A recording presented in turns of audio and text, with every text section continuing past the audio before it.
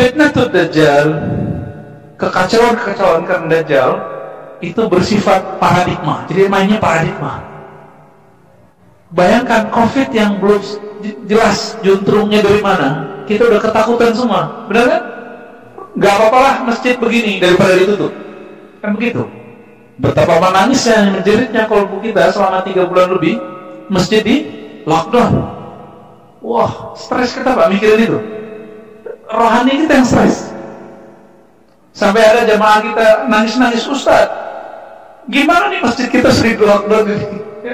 Wah, ini rindunya ke masjid dahsyat. Saya katakan dalam hati, ini orang benar-benar beriman ini. Tapi mau gimana lagi? Umurnya umur rentan. Bapak salam kepada Allah, ini mainnya di paradigma. Karena setiap hari diberitakan, setiap menit diberitakan.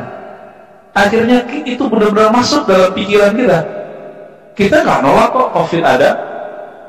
Tapi kalau separah yang diberitakan, enggak juga. Coba hitung Mbak, berapa jumlah orang kematian dari bulan Maret sampai sekarang? Nanti Bapak hitung, berapa bulan itu? Maret sampai sekarang, berapa? Berapa bulan? Lebih ya? Maret, April, Mei, jadi 8. Itu hitung tahun lalu, selama 8 bulan, 2019, berapa orang meninggal? Coba catat, hampir sama. Tapi paradigmanya dirubah. Dulu meninggal karena flu, karena jantung, karena diabetes. Sekarang ditambahin berita COVID. Itu aja Pak, kalau nggak percaya buka datanya. Ya, datanya sudah dibuka online semua. Tinggal kita cek sendiri. Tapi kenapa kita ketakutan? Nah, yang disebut fitnatul Dajjal. Virusnya masuk ke kolbu atau cuma ke badan? Kalau ke badan selamat. Tapi kalau masuk ke kolbu, nanti Bapak udah jadi musyrik. Takut kepada selain Allah. Kita boleh waspada, tapi takutnya hanya kepada Allah SWT. Tetap waspada, pakai protokol begini ya, sudahlah, nggak apa-apa, ngalah kita ya. Cuma kolbunya jangan kena virus. Virus ketakutan ini bahaya Pak. Ini coba tanya sama dokter, kalau ada dokter di sini. Orang kalau tenang, tensi darahnya dicek normal nggak? Tapi coba ada dokter yang suka nakut-nakutin pasien? Ada. Kamu yang cek darahnya Pak, habis itu naik langsung Pak, set. Langsung imunnya jatuh, ya kan? Maka Bapak Allah, fitnatul Dajjal ini siapa sih yang bikin? Ayat yang paling jelas membicarakan ini, walaupun ahli tafsir pernah berdebat, tapi ayat ini semakin jelas. Ini adalah surat Thaha ayat 96. Jadi Allah Ta'ala mengkisahkan tentang Nabi Musa pulang dari Khalwat 40 hari. Khalwat itu menyepi. Nabi Musa menyepi 40 hari. Masih ingat? Ya, awalnya 30 hari, lalu kemudian digenapkan jadi 40. Itu adalah rahasianya. Kita nggak sempat menciptakan sekarang. Ketika Nabi Musa pulang, pengikutnya yang sudah dikadar menyembah Allah, itu menyembah siapa? Sapi, kepala sapi. Ya, sapi. Jadi ada patung sapi bisa ngomong, Pak. Akhirnya disembahlah oleh Bani Israel. Kata orang Bani Israel cerdas. Kok nyembah kepala sapi ya? Maka orang-orang yang cerdas intelektual belum tentu cerdas spiritual. Mohon maaf, Bapak sudah lihat penguasa bisnis di Indonesia, orangnya cerdas nggak secara intelektual? Cara hitungan, cerdas. Tapi di belakangnya mereka menjaga melihara jenglot, tahu jenglot? Ya, jadi jimat sama dia. Ya, masang jimat di mana, masang kepala kerbau di mana untuk backup. Kita ketemu sama yang begitu, ya. Yang minta ke kita juga ada, tapi kan kita nggak punya ilmu yang gitu-gituan. Itu ilmu fitnatul Dajjal semua itu. Nah, Bapak Saudara, maka Allah itu mereka lagi ngapain? Mereka cari aman, mencari keamanan. Nah, di zaman Nabi Musa cuma 40 hari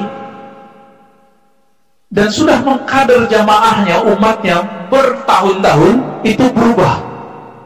Bisa dibayangkan siapa yang merubah ini? Siapa namanya yang merubah ini? Masih ingat? Samiri, ya? Samiri ini romannya gimana sih? Cerita aslinya? Lahir dari mana? Bapaknya siapa? Nggak ada. Nggak disebutkan, Pak. Jadi siapa Samiri ini sebenarnya? Maka disebutkan kisahnya di sini. Nanti coba lihat 3 sikap Nabi Musa yang aneh. Ketika pulang melihat umatnya menyembah sapi betina kepala sapi itu, Nabi Musa kemudian mengambil jenggotnya Harun. Jadi Nabi Harun itu terkenal dengan jenggotnya sampai ke dadanya. Ditarik sama siapa yang punya jenggot panjang tuh? Itu nanti mungkin bersama Nabi Harun tuh ya. Ditarik sama Nabi Musa. Nabi Musa tahu sendiri kalau dia pukul orang bisa mati. Jadi dia punya aji ninju, tangan besi, tangan bom. Dipukul orang mati langsung. Dan itu sudah terjadi sebelumnya. Ya Harun ketar-ketir juga kalau dipegang begitu. Tinggal diginiin kepalanya habis deh. Apa kata beliau? Ini ayatnya ya. Ya ibna la ta'khuz bi lihyati. Wahai anak ibuku, diingetin mamanya. Wahai anak ibuku, jangan kamu tarik-tarik jenggotku begitu, nggak sopan gitu. Sabar, slow. Terjadilah dialog yang luar biasa antara mereka. Akhirnya Nabi Musa kemudian sedikit turun emosinya, ya. Dan apa yang terjadi setelah itu disebutkan di dalam ayat ini. Selesai dalam tanda kutip menghajar Harun, datang ke pengikutnya. Pengikutnya disuruh apa? Tobat. Tobatnya orang-orang yang menyembah berhala, ngapain? Bunuh diri, Pak. Jadi dulu tobatnya Bani Israel dari kesyirikan, dia harus tebas nafsiyahnya, jiwa badannya ini, karena badannya dibiarkan menyembah sapi. Untung kita nggak jadi umat Nabi Musa ya. Nanti antum kalau ketemu bisa ketawa-ketawa tuh. Untung kita nggak jadi umat Nabi Musa. Jadi jangan bilang Israel keren ya, Yahudi keren, belum tentu. Kita kalau jadi umatnya, tobat dari syirik harus bunuh diri. Tapi giliran ketemu Samiri, apa kata Nabi Musa? Fama khatbuka ya Samiri. Orang Arab kalau ngomong gini, itu sama kayak saya marah. Tapi saya bilang, Dek, kamu ada apa sih? Gitu. Nabi Harun mau ditonjok, dipegang jenggotnya, ditarik. Umatnya yang menyembah berhala disuruh bunuh diri. Giliran penyebab masalahnya nggak ada apa-apain, Pak, cuma ditanyain, "Fama khatbuka ya Samiri?" Ada apa masalahmu, hai Samiri? Kok 40 hari aku tinggalkan, kamu rubah akidahnya umat. Berarti Samiri tadi pernah jadi pengikut Nabi Musa? Belum tentu, ya, belum tentu, Pak. Di antara pengikut orang besar ada pengkhianat. Di saat Nabi SAW, Nabi Muhammad, Nabi kita, dapat turun wahyu surat Al-Mu'minun sampai di ayat penciptaan ayat 11. Berhenti di tengah. Nabi SAW lagi diam. Lalu si penulis wahyu namanya Abdullah bin Salah itu mendengar ayat yang turun ke Nabi, tapi Nabi belum bacain. Fatabarakallahu ahsanul khaliqin, yang sering dibaca juga di sini Ustaz ya. Maka Maha Suci Allah sebaik-baik mencipta. Ibnu Salah mengatakan, wahai Rasulullah, aku mendengar bacaan ini. Apa kata Rasulullah? Tulislah, begitulah ayat itu diturunkan. Ibnu Salah kemudian GR. Oh, Muhammad dapat wahyu, aku juga dapat wahyu. Ngapain ikut Muhammad? Tunggu aja sendiri. Murtad dari saat itu. Jadi orang yang hatinya tajam pun disebut dengan mukasyafah. Qalbunya kebuka, belum tentu dijamin dia matinya muslim, Pak. Apalagi yang gak kasyaf, yang qalbunya gelap. Orang udah jadi wali, dipecat, Pak, dari wali. Ini dia udah jadi wali, dipecat dari wahyu, dipecat dari kewalian, dipecat dari status sahabat Nabi. Menyeramkan ini. Nabi Musa yang sakti di zamannya, yang berdekatan dengan beliau, 3 orang. Beliau, Nabi Harun, Samiri. Apa yang didengar Nabi Musa, Samiri bisa dengar. Kecuali ketika berkhawat 40 hari, Samiri gak dengar. Nabi Musa berguru ke Jibril, Samiri dibesarkan oleh Jibril. Ini ayatnya berikutnya ya. Di ayat 96-nya qala basurtu. Jadi setelah ditanya oleh Nabi Musa, fama khatbuka ya Samiri? Apa masalahmu wahai Samiri? Dijawab oleh Samiri, qad basurtu bima lam yabsuru bihi. Aku dikasih penglihatan yang umat ente gak lihat. Maksudnya saya juga diberi penglihatan alam gaib yang umatmu gak lihat. Gitu. Lanjut sampai ayatnya. Ditafsirlah ayat ini, dijelaskan oleh Imam Ibnu Katsir, dijelaskan oleh Imam Tabari, imam-imam yang lain. Ketemu satu titik kesamaan penafsiran. Bahwa Samiri waktu kecil didatangi oleh Jibril. Jibril mendidiknya langsung. Kira-kira kalau Jibril langsung ngurus anak kecil, itu kenapa, Pak? Orangnya spesial nggak? Spesial. Ketika Nabi Muhammad diambil oleh Jibril lalu dibedah dadanya, itu karena beliau spesial atau bukan? Coba antum nggak ada yang dibedah kan waktu kecil, kecuali bedah jantung, bocor darahnya gitu ya, dibedah. Ini Samiri juga mengurus, diurus oleh Jibril alaihissalam. Spesial, pasti spesial. Dilatih. Harapan Jibril nanti Samiri jadi orang benar. Tapi Allah berkehendak lain. Jadi meskipun gurunya malaikat, tapi kalau Allah tidak tetapkan hidayah masuk ke dalam qalbu seseorang, Jibril pun gurunya gak beriman dia. Apa yang terjadi setelah itu? Dia bisa nyulap kepala patung, bisa menjadi makhluk yang bisa berbicara dan bergerak. Ini dia, Samiri. Inilah awal dari Dajjalun. Dia membohongi umat Bani Israel. Ini awalnya. Tapi setelah itu apa? Apa ayatnya, Ustaz? Fazhab gitu ya? Benar gak ayatnya? Ya, fazhab fa inna laka fil hayat an taqula la misas. Nah, di ayat berikutnya apa kata Nabi Musa? Ya udah Samiri, kamu pergilah. Loh, Harun dipegang jenggotnya. Umat Nabi Musa yang musyrik disuruh bunuh diri. Giliran Samiri penyebab kesalahan itu disuruh pergi.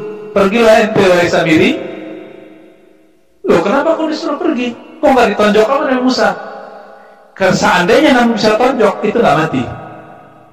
Jadi Nabi Musa tahu makomnya, bahwa bukan beliaulah nanti yang akan menghancurkan Samiri. Maka suruh izhab, ente pergilah. Kenapa? Karena kamu dalam hidupmu tidak akan bisa disentuh. La misas, nggak bisa disentuh, Pak. Nanti silakan nih ayat ini dibaca, cari tafsirnya di tafsir Ibnu Katsir. Mirip-mirip seperti yang saya jelaskan. Cuma bedanya di tafsir itu tidak disebutkan Samiri itu Dajjal. Itu bedanya. Namun amalnya Samiri, amalnya Dajjal. Udah tahu, Pak? Kalau Samiri gurunya Jibril, horor gitu. Ya. Tapi jangan khawatir ya. Imam Mahdi itu nanti gurunya juga Jibril juga, tapi Jibrilnya bumi. Jibrilnya bumi yang disebut Nabiullah Khidir. Di pertemuan sebelumnya kita bahas Nabi Khidir, masih ingat? Ahlus Sunnah wal Jamaah mayoritas mensepakati bahwa Nabi Khidir masih hidup. Apalagi ahli qalbu, mereka sepakat. Tapi ahli hadis berbeda pendapat. Contohnya ada Imam Ibnul Jauzi, itu nulis kitab khusus mengenai bahwa hadis mengenai Nabi Khidir dhaif semua. Diteliti ulang oleh Imam Ibnu Hajar, hasilnya mirip, tapi dia presentasikan depan gurunya. Namanya Imam Ali Raqi, Imam ahli hadis, tapi ahli qalbu. Artinya tidak semua orang pakar hadis ahli qalbu. Ilmu hadis itu ilmu empirik. Jadi dibaca, dihafal, diteliti, dibaca, dihafal, diteliti. Kalau ilmu qalbu dibaca, dihafal, dirasakan. Ini beda ilmunya, beda epistemologinya. Imam Al-Raqi mendengarkan presentasi dari Ibnu Hajar bahwa berdasarkan riwayat yang saya temukan tidak ada dalil bahwa Khidir masih hidup. Langsung digebrak meja sama Al-Raqi. Uskut, ente diam, jangan pernah lagi ngomong Khidir mati, ente nggak sopan. Kenapa Imam Iraqi menyaksikan bertemu dengan Nabi Khidir? Kisah ini kemudian dilanjutkan nanti oleh Imam Ibnu Hajar Al-Haytami. Tadi Ibnu Hajar Al-Asqalani, sekarang Ibnu Hajar Al-Haytami Al-Makki, ulama di Mekah. Beliau ini guru dari Imam Al-Malibari. Al-Malibari guru dari Abdul Muhyi Pamijahan. Pernah dengar? Jadi orang kita dulu ngaji ke Mekah, Pak. Abdul Muhyi Pamijahan yang daerah Tasik ya. Tasik. Itu dulu ngaji ke sana tuh. Ke Imam Al-Malibari, murid dari Ibnu Hajar Al-Haytami. Apa kata beliau? Saya nggak ketemu sih. Tapi kata ahli qalbu, Nabi Khidir pernah datang kepada majelisku, lalu mengucapkan salam kepadaku. Tapi beliau tidak lihat, karena beliau percaya dengan riwayat yang telah dikumpulkan Ibnu Hajar, lalu kemudian Ibnu Hajar merevisi pendapatnya, Nabi Khidir masih hidup. Maka siapa mentornya nanti? Nabi Musa mentornya siapa waktu hidup? Nabi Khidir. Ya kan, masih ingat? Maka di akhir zaman ini, jadi mentornya imam akhir zaman itu salah satunya adalah Nabi Khidir, termasuk juga Jibril. Kira-kira begitu, Pak. Gelarnya Nabi Khidir apa? Syekhul Anbiya'i wal Auliya, gurunya para nabi, gurunya Nabi Musa dan para wali. Kalau nggak bisa melawan Samiri, nggak bisa melawan Samiri. Bapak saudara Allah. Jadi setelah Samiri ini diusir oleh Musa, kok nggak diapa-apain? Karena Nabi Musa memang tidak punya otoritas untuk membunuhnya. Siapa yang punya hak? Disebutkan di hadis bahwa yang nanti akan membunuh Ad-Dajjal itu masih yang lain. Kan gelarnya Al-Masih Ad-Dajjal. Maka yang bunuh dia Al-Masih Isa.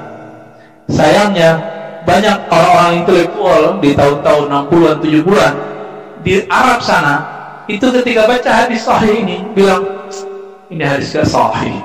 Kok ada di Bukhari ya? Kok ada di Muslim ya? Akhirnya mereka menolak hadis ini sahih. Padahal jelas hadisnya sahih, di Sahih Muslim banyak, di Sahih Bukhari ada yang semakna. Ini kalau hidayah nggak masuk, mau gelar gimana, mau serban setebal apa nggak masuk. Ya. Muncullah mereka mengatakan, oh tidak ada Mahdi, tidak ada Isa, tidak ada Dajjal. Ya di zaman dia nggak ada, dia kalau meninggal duluan mereka itu. Termasuk imam namanya Ibnu Khaldun. Saya termasuk pengagum beliau dalam ilmu sejarah dan sosiologi Islam, tapi dalam bab ini kita tidak sepakat dengan beliau. Boleh-boleh aja, ya nggak masalah. Baik, Dajjal gelarnya Samiri ini, kemana dia di waktu Nabi hidup? Nabi Muhammad SAW mengatakan, tidaklah ada seorang Nabi melainkan mengingatkan umatnya mengenai kekacauan yang akan didatangkan oleh siapa? Dajjal. Itu pesan Nabi. Berarti beliau pun bukan orang yang dapat izin untuk memberantas Dajjal. Sekelas Nabi Muhammad nggak dapat izin, Pak. Terus siapa? Nah inilah, kalau kita beruntung nih kita ketemu nih imamnya. Kalau nggak ketemu, ya wallahu a'lam. Apakah di zaman ini atau zaman nanti, wallahu a'lam. Cuma kita harus tahu nih, fitnatul Dajjalnya sudah mulai dekat. Fitnahnya, berarti Dajjalnya sudah hampir keluar. Apa kata Nabi SAW? Bahwa Dajjal ini ketika dia keluar nanti, dia keluar dalam hadis Abu Daud, umurnya di bumi setelah keluar, jadi keluar ke bumi terbuka 40 hari. Tapi hari pertama seperti setahun, hari kedua seperti sebulan, hari ketiga seperti seminggu terus. Tapi kalau dihitung-hitung rasanya 40 tahun, Pak. 40 hari rasa 40 tahun. Kenapa kok bisa lama? Bapak saya maka Allah, di zaman kita masih kecil dulu, muda, Ustaz, gak tahu Ustaz ya. Masa-masa dulu gak ngerti Ustaz. Ya, Ustaz kita muda sekali, hafalannya itu zaman sekarang belum ada handphone, Pak. Belum ada kereta canggih kayak sekarang ya, MRT belum ada handphone. komputernya juga belum jelas ya, masih dos-dosan ya. Belum ada Apple Pak ya. Itu dunia kayaknya lama, hidup tuh kayaknya lama. Ngerasain nggak? Masa kecil tuh rasanya lama. Kenapa? Semuanya manual. Semuanya manual. Nanti kebayang nggak? Nah, ini yang saya gambarkan di depan Pak tadi. Kalau bumi ini, negara-negara dunia nanti miskin, habis semua devisanya, habis uang negara. Apa yang terjadi nanti? Mobil Pak nggak bisa lagi isi bensin Pak. Maka sekarang orang udah mulai ciptakan tenaga surya. Tapi orang masih belum percaya ini. Di mana-mana sudah mulai krisis bahan bakar minyak, benar nggak? Kita aja ngimpor, Pertamina ngimpor loh Pak. Nggak tahu kalau udah ketemu lagi titik-titik baru. Ngimpor semua, dan itu subsidi.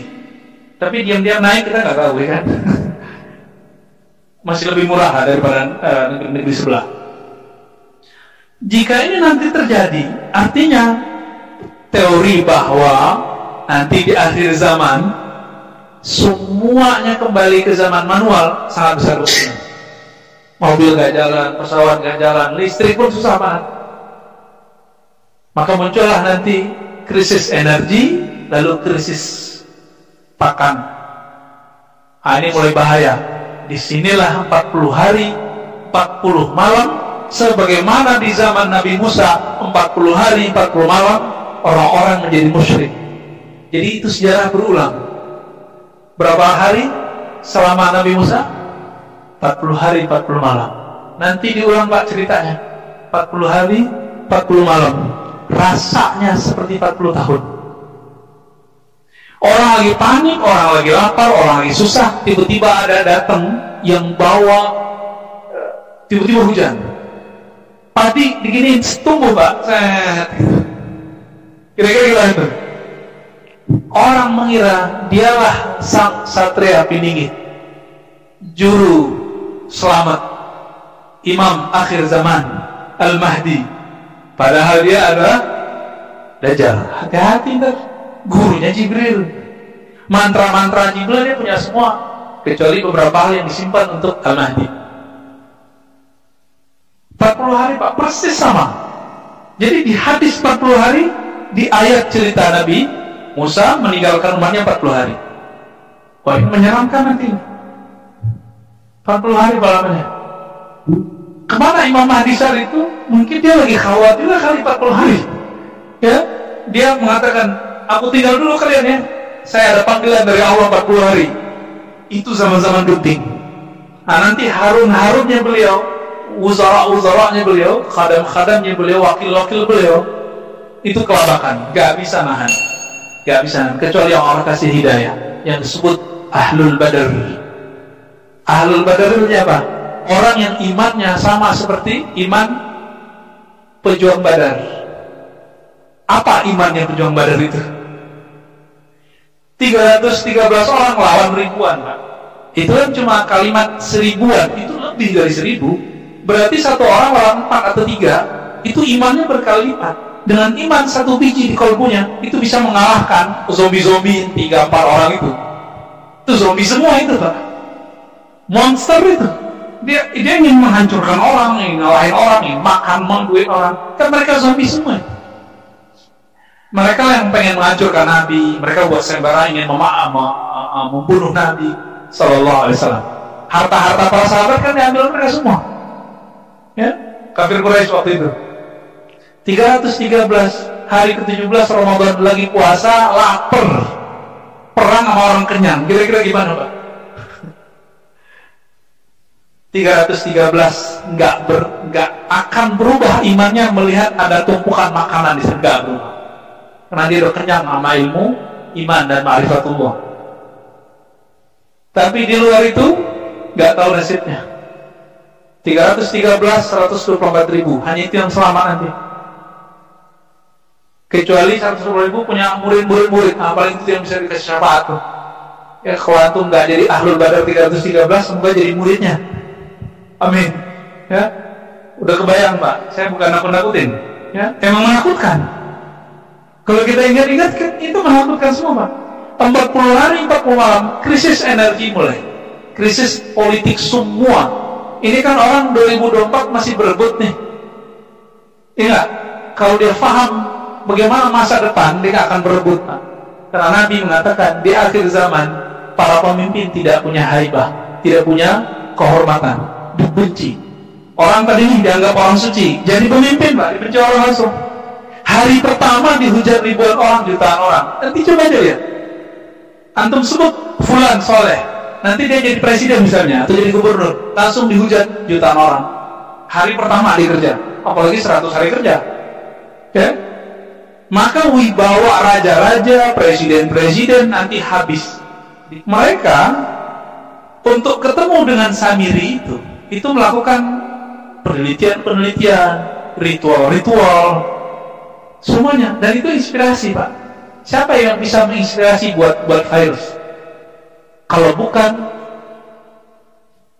Dajjal itu.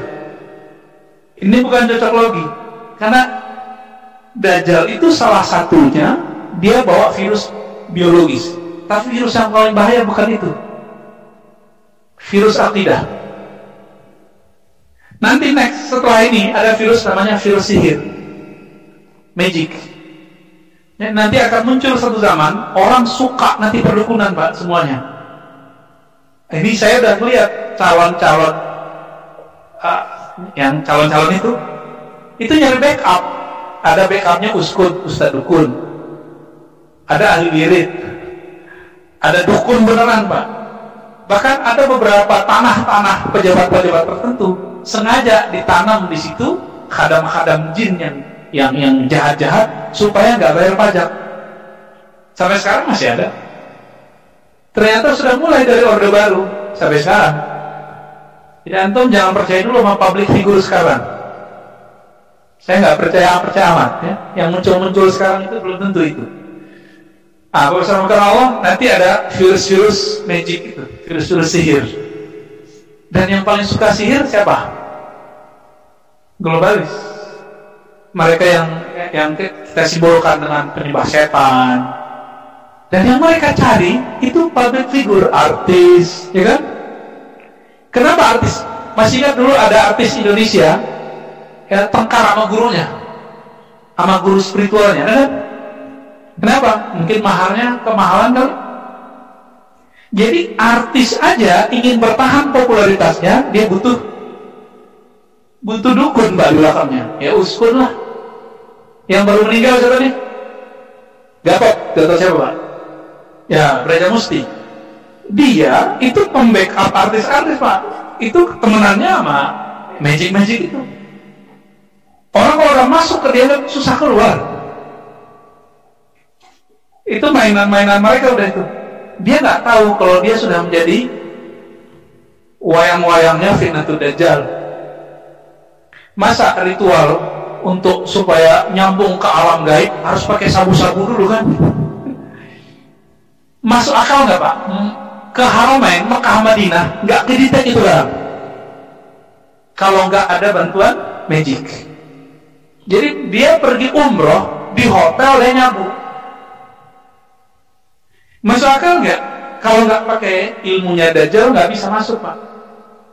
Jadi banyak orang-orang yang pion-pion ini nggak ngerti kalau dia adalah pion-pion Dajjal.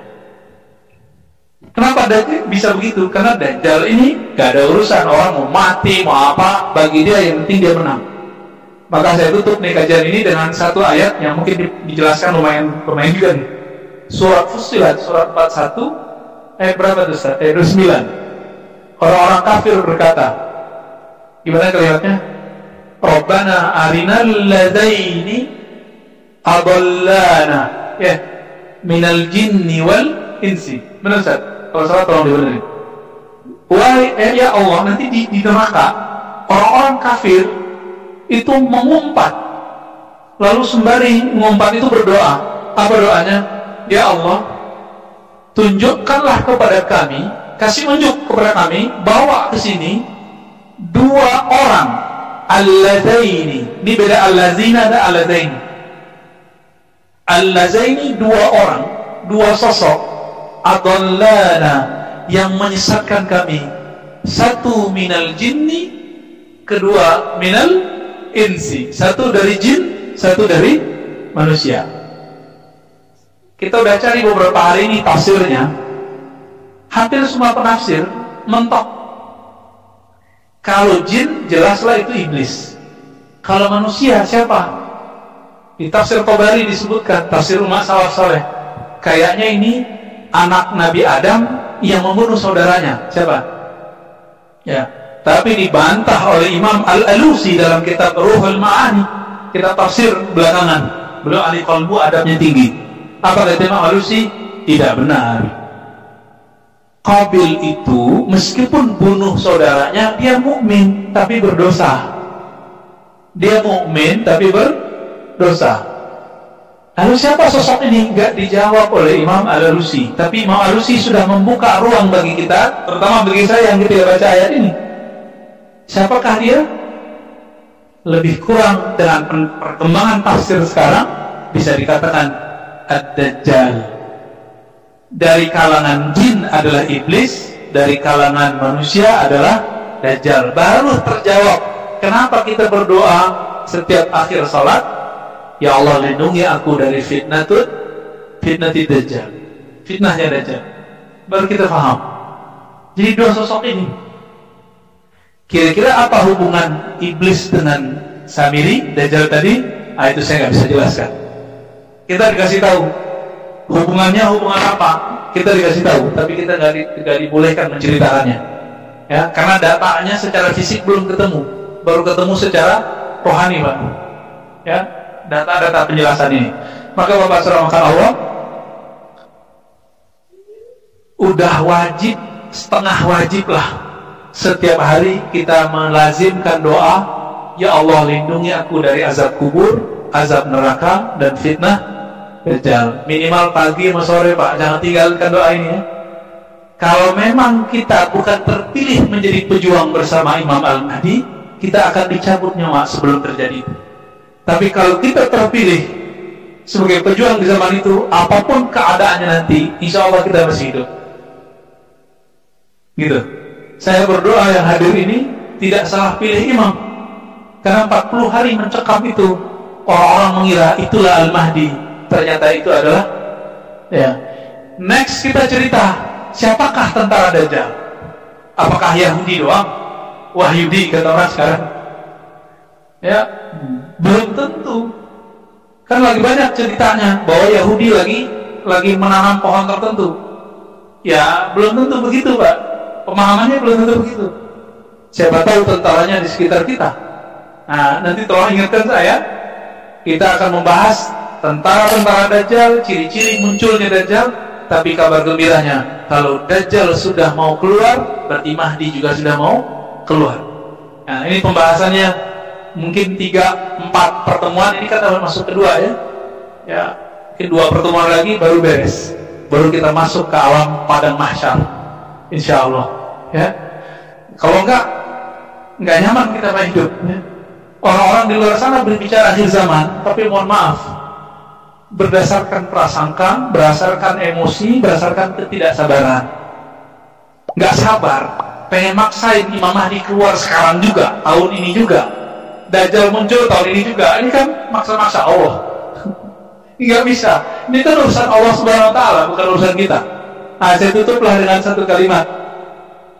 Jika Nabi sebelum hijrah ke Madinah dibedah dadanya, itu namanya islah. Allah memperbaiki Nabi.